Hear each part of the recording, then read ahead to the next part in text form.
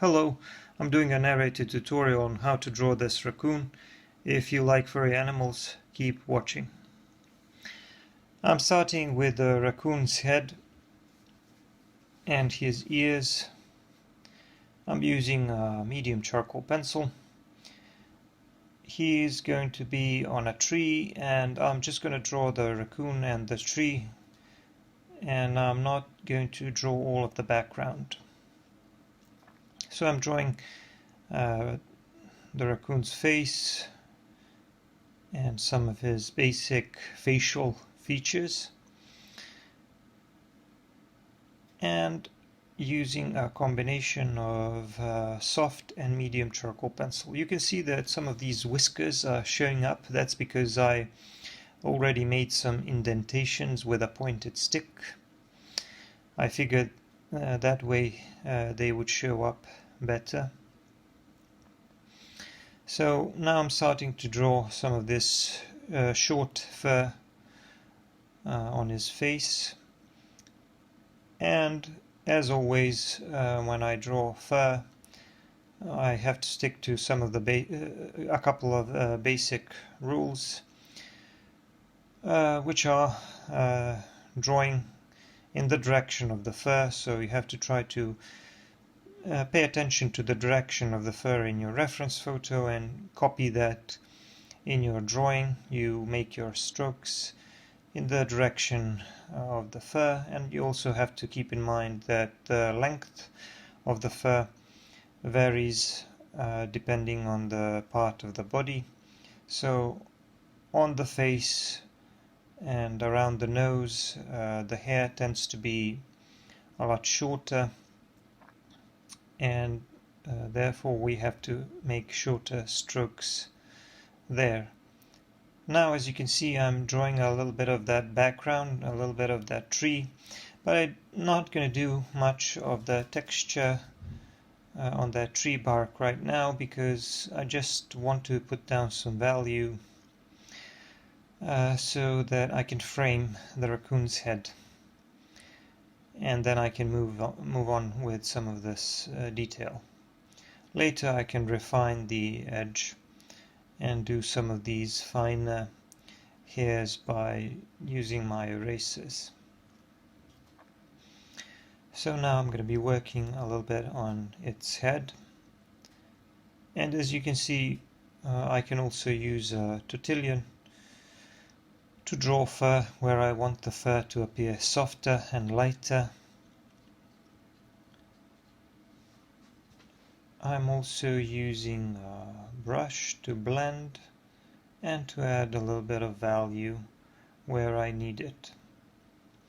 So like I said, I'm just doing a little bit of this background, the tree, without adding too much detail for now,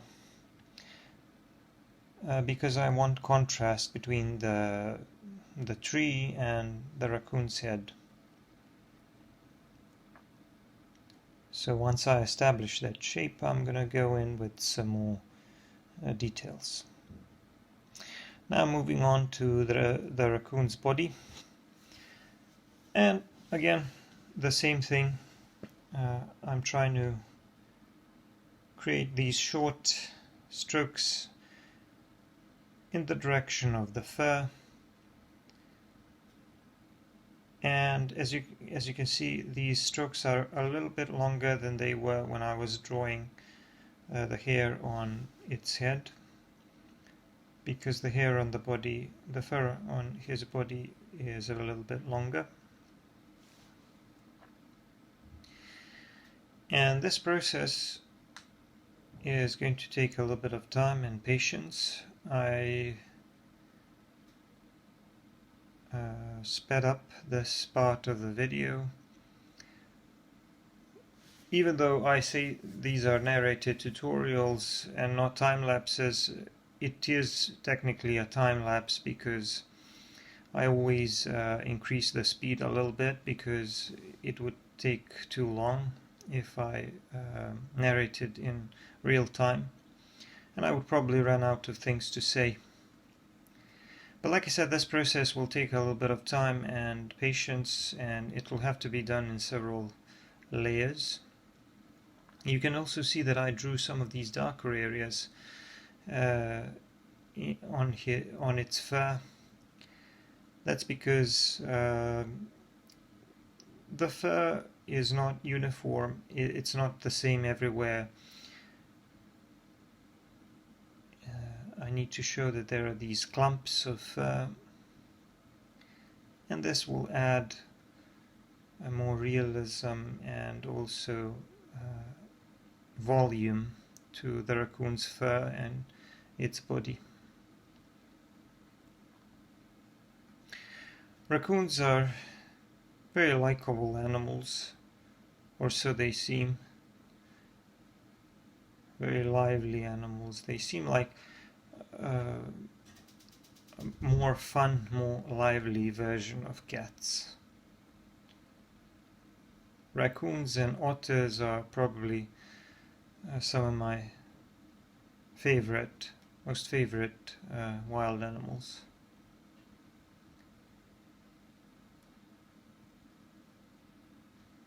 And many of them have no problem approaching people, apparently.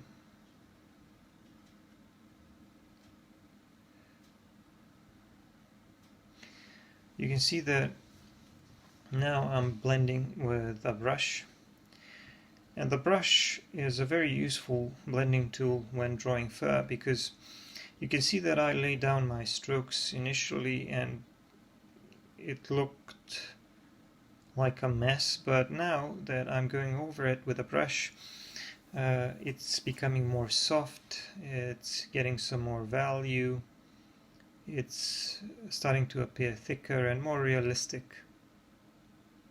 But the good thing about the brush is that even though I blend, there is still a lot of those lines and those texture and those strokes that remain visible. Now you can see that I'm going in with a second layer with a soft charcoal pencil and drawing some more of these darker areas to show that there are these clumps in the fur, and trying to make the fur appear thicker and fluffier. And also I have to shade the left side of the raccoon's body a little bit more, and the lower part of his body, because I have to keep in mind where my light source is. So you can see this process is done in several stages, and I'm going to be blending that again with a brush as well. The idea is to create fur that looks realistic and thick and fluffy. And when you finish a drawing and you have people say that they feel they could touch or pet the animal, then you know that you did a good job with the fur. Again, I'm going over it with a brush, and now it's closer to what I want it to look like because it's shaded properly. It has volume, it has depth, but now I need to work a little bit on the shape of the head.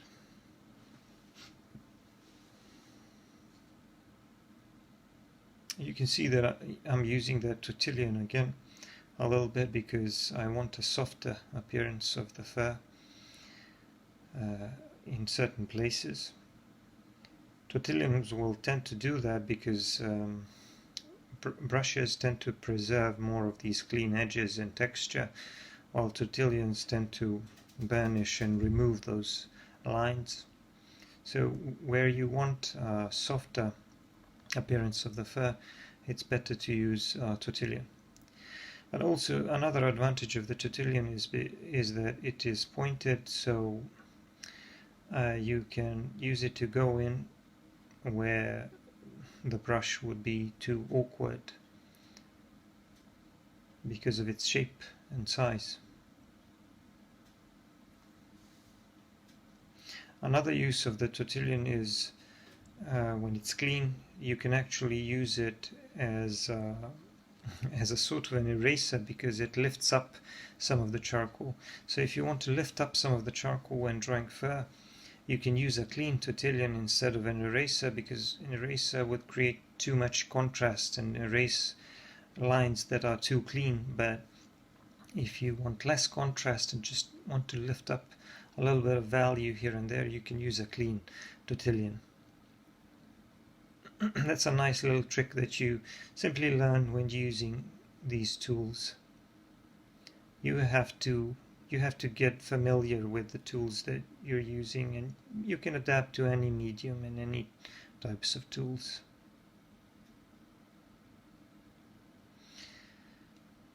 I added a little more detail to its ears, and I need to work on that hair and make it show up better against the background. And also clean up some of these whiskers, which is easy because, like I said, I use pointed sticks to make these indentations. I use a similar technique sometimes when drawing white hair or beard.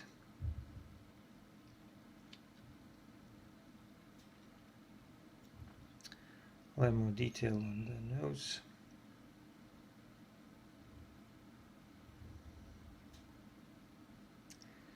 So you can see that I was fidgeting with the shape of the head quite a bit, because I wasn't really happy with the shape, plus I wasn't really happy with the amount of contrast between the head and the tree in the back.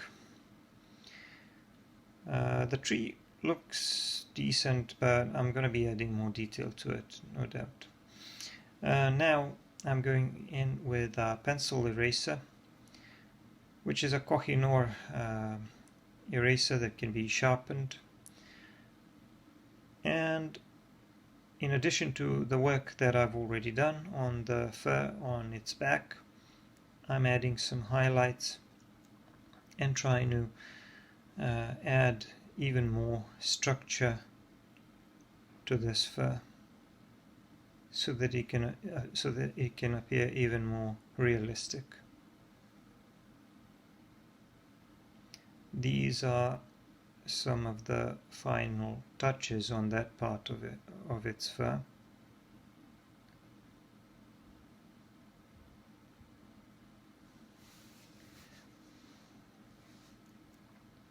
Now I should probably move on to the lower part, and I'm gonna have a little bit of work to do around its paws. There's a big knot here in the tree, so that's gonna be fun. I'm gonna lay down some darker areas here to create a shape, and then add a little bit of texture and then blend that in. This is the tail. That's going to be rather massive, but you can see that my camera didn't really capture everything because of the way it was focused, but I'm going to show everything later, so no worry.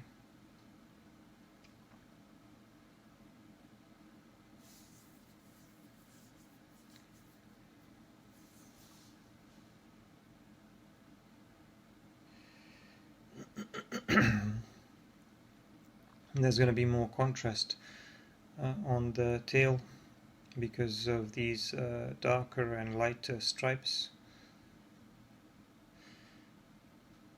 and I'm using the same approach as with the rest of the fur. So right now this looks pretty crude and unfinished, but that's because I'm going to be blending it later. Now I decided to do a little bit more work on the tree. I'm trying to suggest the texture of the tree bark. I'm drawing some of these darker areas.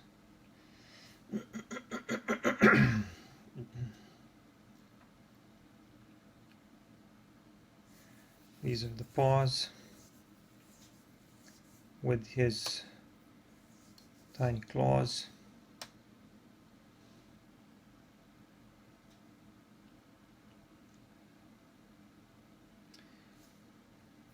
I'm working on the tree with a combination of a pencil and a tortilla. But now I realize that I want to shade some of these areas a little bit more.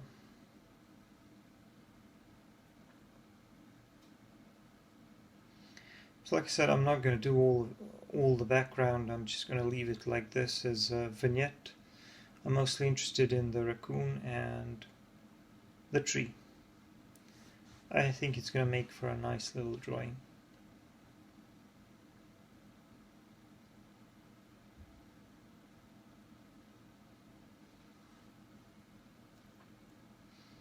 So you can see how easy I can draw the texture of a tree. I just used a soft charcoal pencil to draw some of these darker lines and then add a tiny bit of texture on top, and I just go over it carelessly with a brush. And as long as you have a rough idea about where your light source is supposed to be, and as long as you create a range of value, I think you can make a nice realistic looking tree. Here I decided to show his claws because I felt like I needed to explain this part of the drawing a little bit better to the viewer. So I'm drawing some highlights on the paws and on the tree as well.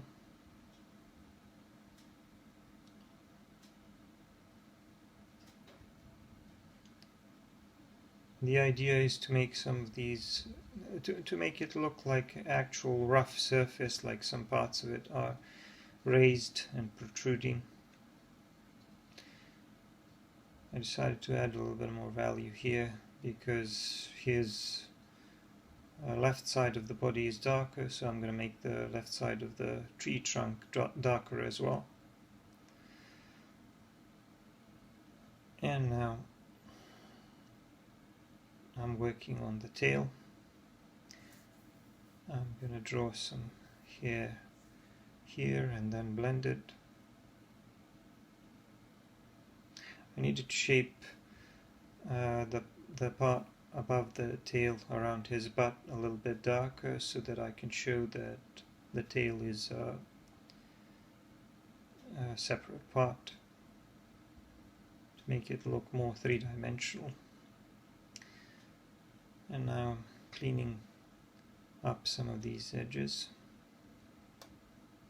and adding some highlights with erasers.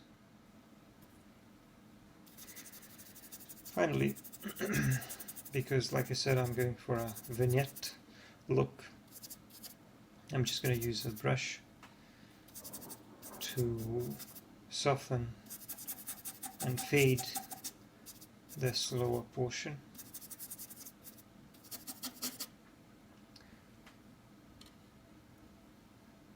And I'm also going to use the brush a little bit to soften the fur.